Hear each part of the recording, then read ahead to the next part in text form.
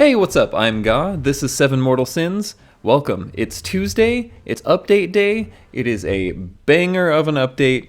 I am super hyped. Let's jump into it. Alright, so starting off, we're going to go over the daily stuff. We got a login bonus. You see I have 2 days already checked off here. That's because I logged in before reset, but after the update came out. Let's see, Limbo Discovery's back, Garden of Mystery is still here, we have a Pangea power-up program going on, and then the event thrown in the crosshairs. So,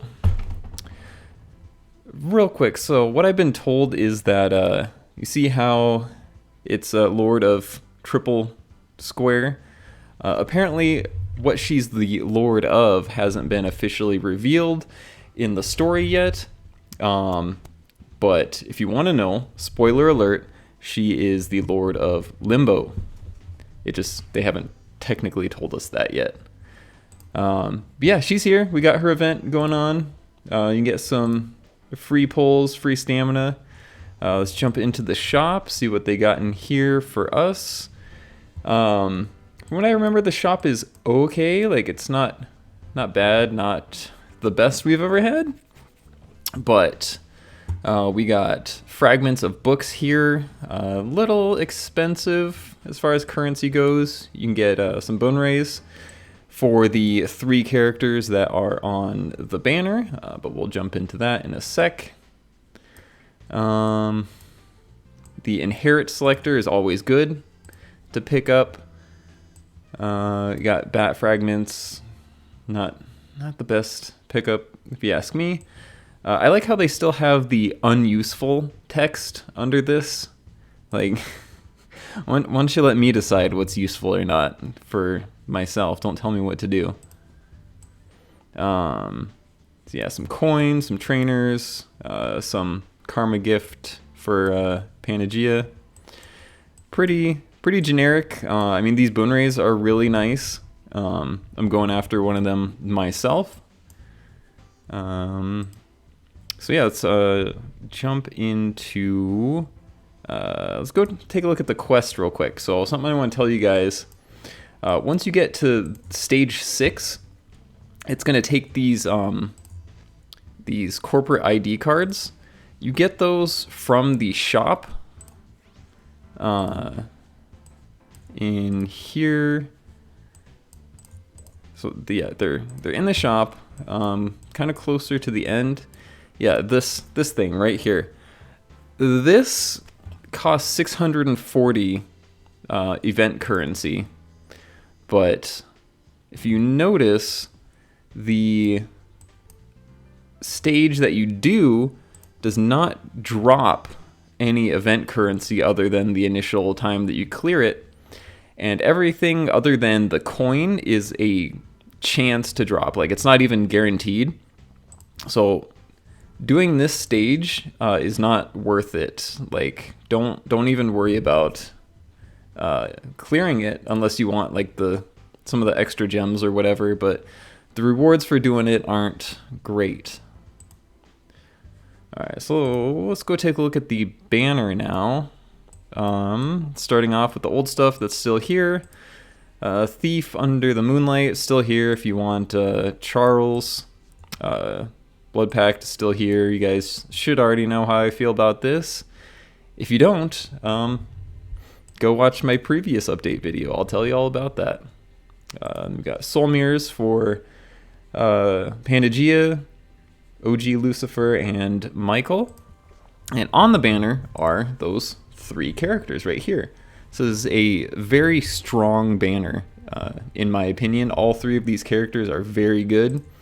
OG Lucy has never really fallen off. She's always been a strong character. Michael has been pretty much a staple in PvP since her release. And Pangea. But before we look into her kit, I want you guys to take a look at these rates here, because there are 3 characters on the banner. The rates are going to be split. So You can see sins are at 1.5%, and virtues are at 0.5%. Scrolling down. So Panagia does have the highest percent to drop out of the three, but it is still split between all three of the characters. So if you're trying to snipe any one of these, good luck. With that out of the way, let's take a look at Panagia. She is absolutely gorgeous, by the way. I love her design, I love her outfit, her hair, her gold gilded umbrella is very neat. But let's start off with her passive. Format. When the battle starts, she gets CC immunity for 3 turns. Super awesome in the current PvP meta, and also very good in any sort of like weird jank stages that they tend to throw at us. And then she also inflicts Confuse on 3 random enemies.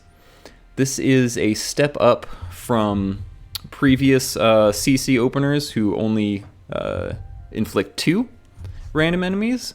But Confuse is kind of like a coin flip, right? They might attack you, they might attack their allies, they might attack both at the same time. But it's still a very annoying status to deal with. Then she also gets Game Master. So when the battle begins, she gets Game Master. While taking damage, she restores HP of 2 allies with the lowest HP by 25%.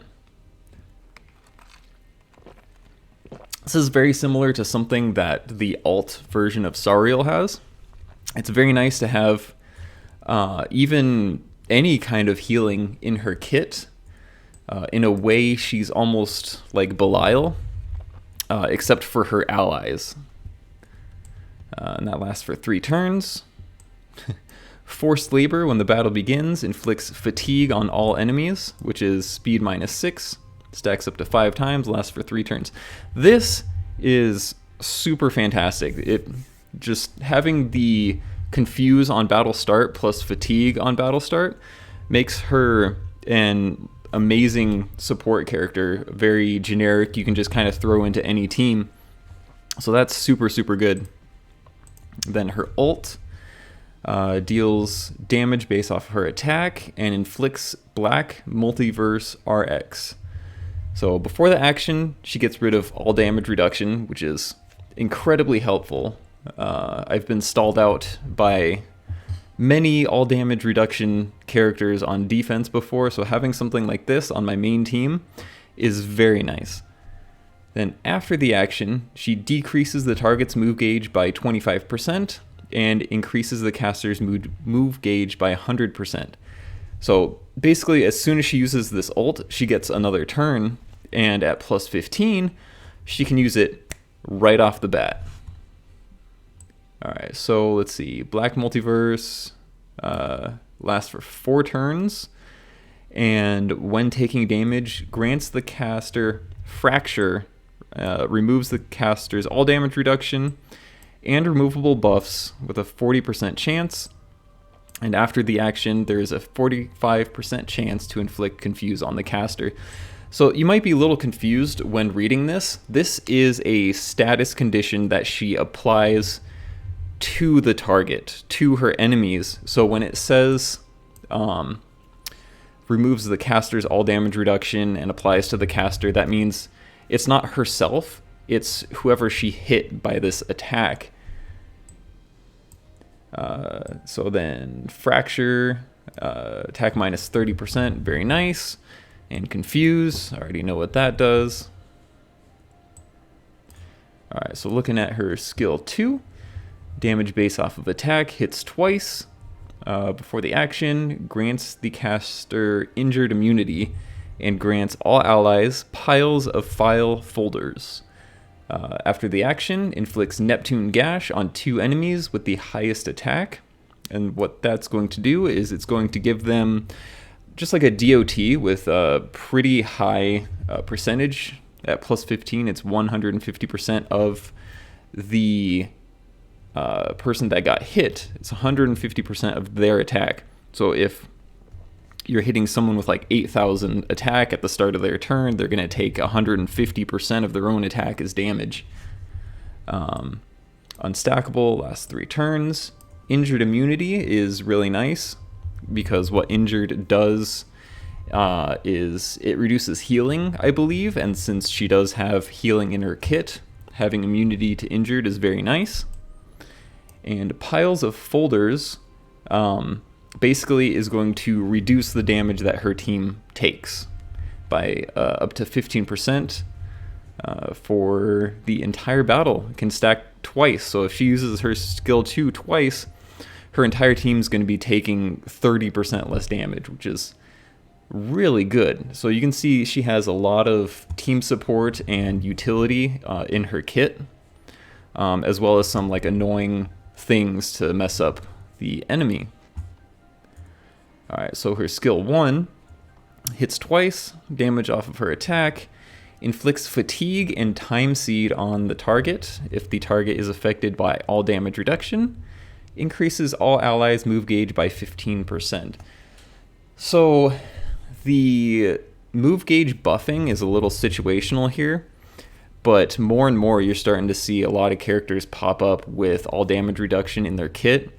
Like Michael has it, Gunslinger Lucy, who just came out, has it, Chaco Astaroth also has it. So this actually isn't too bad, and punishing all damage reduction is very nice in my opinion, because that is a very annoying mechanic to deal with.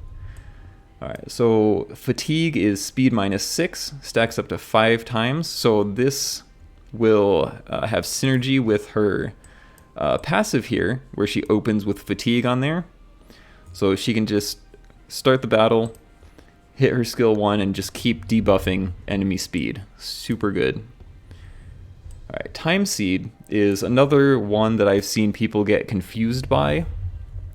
So what this does is it puts a debuff on the enemy, and when it says right here that there's an 80% fixed chance to increase all enemies' move gauge by 15%, this is not Panagea buffing the enemy's move gauge. This is a debuff that Panagea puts on the enemies so that they can buff your move gauge.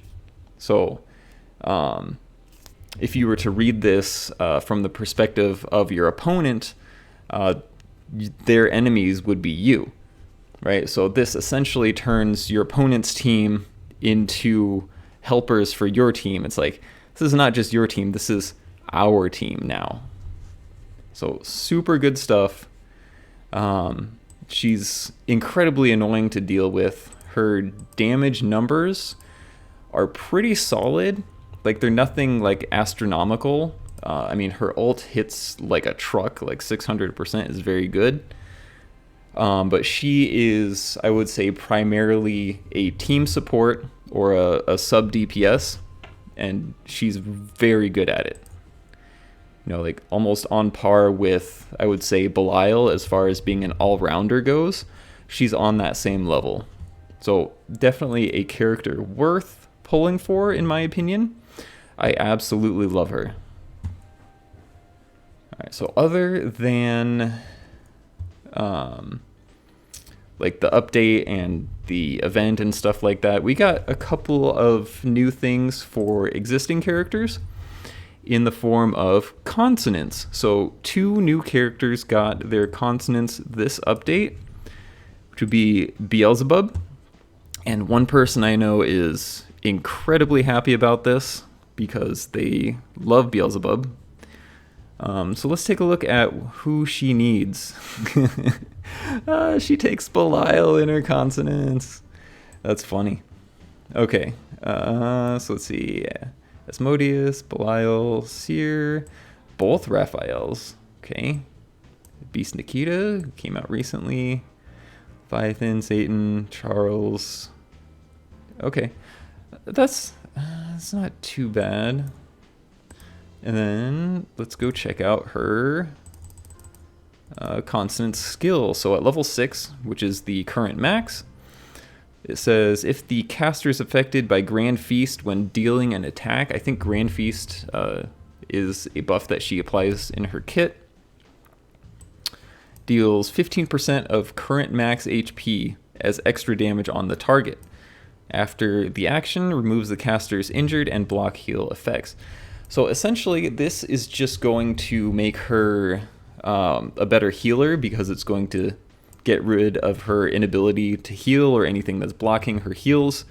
But also, this increases her DPS by a significant amount. She's a character you want to build as tanky into HP as possible.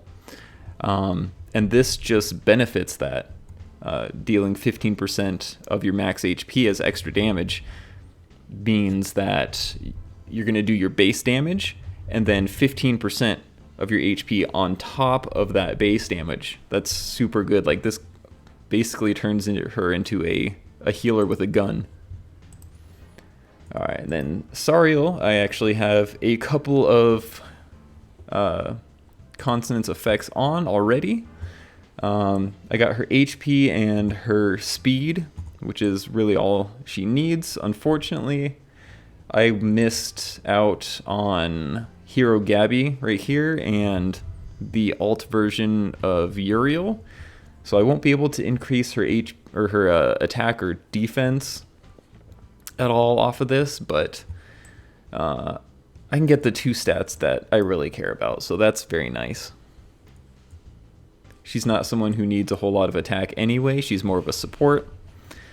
And, I mean, it would have been nice to have some more defense, but, you know, is what it is. Got to work with what you got. So her consonance skill, I don't think I was too impressed reading this the first time around, but let's have another go at it, see if my opinions have changed. Alright, so battle begins. Grants caster Vanishment. Vanishment reduces final damage taken by 15%. Okay, that's pretty good. So this just makes her tankier. Then after the action, restores the caster's HP by 25%. Okay, so this gives her a lot more survivability. Like, whenever she attacks, she's just going to heal herself, which is very nice. When a turn starts, removes the caster's debuffs. And Vanishment lasts for 3 turns and is unremovable. Okay, this is a lot better than what I initially thought it was. This just makes her, like, super tanky. It's amazing, actually. I'm going to have to get some more of these and start leveling this up. I don't know how far I can take it, since I'm going to be limited by her consonants over here, but I'm going to take her up as high as I can go. And that's everything we got this update. Still kind of sus that we don't have voice acting in the APK, but I don't know. I'm pretty happy with this. Panagy here is awesome. It also gives me a chance to build Michael, who's someone I wanted to build for a while now, so I'm pretty excited, to say the least. You know, it's been a good day as far as 7 Mortal Sins goes. But yeah, I think that's it. I'll see you guys in the next video. Peace.